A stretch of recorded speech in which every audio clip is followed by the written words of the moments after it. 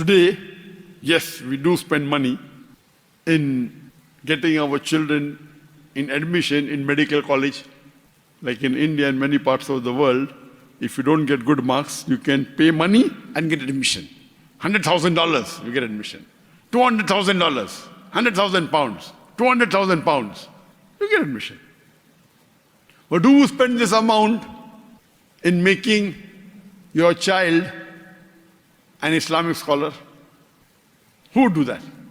And here, at that time, the mother spends 30,000 dinar, more than 2 million pounds, so that he gets the best Islamic education of that time.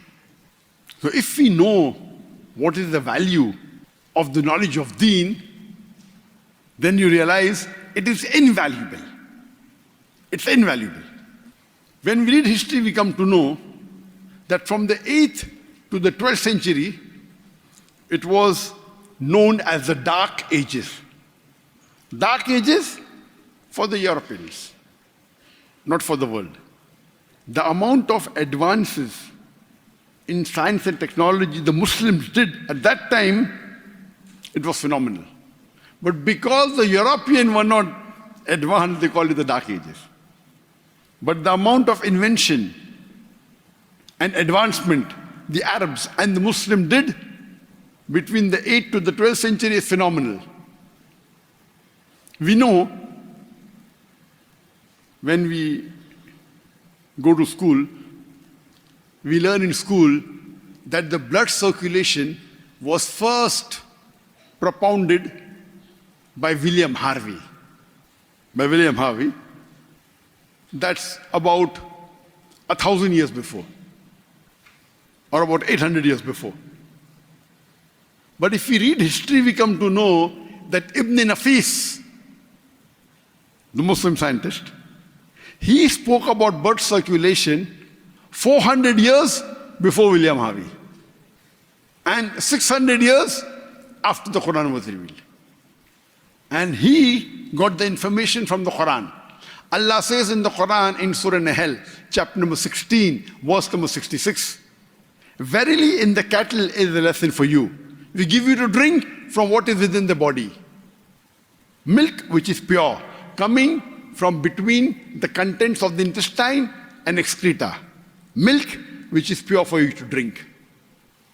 We know by science today that what we eat goes into the stomach. From the stomach, via the bloodstream, goes into the various organs of the body, the nutrients, including the mammary glands, which are responsible for the production of milk. So this thing, what science has come to know today, is already mentioned in a nutshell in Surah Nahl, chapter 16, verse 66, 400 years ago.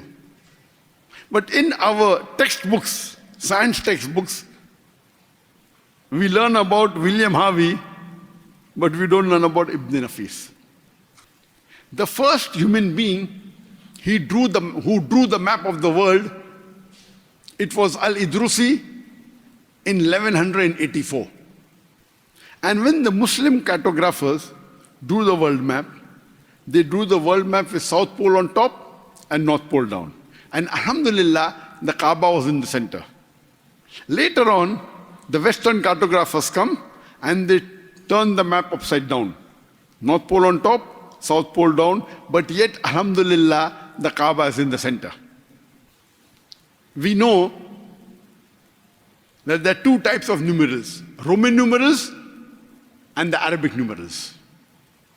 Why is the Arabic numerals called Arabic? Because the Roman, it's in lines, 1, 2, 3 lines. The Indians, they discovered the zero.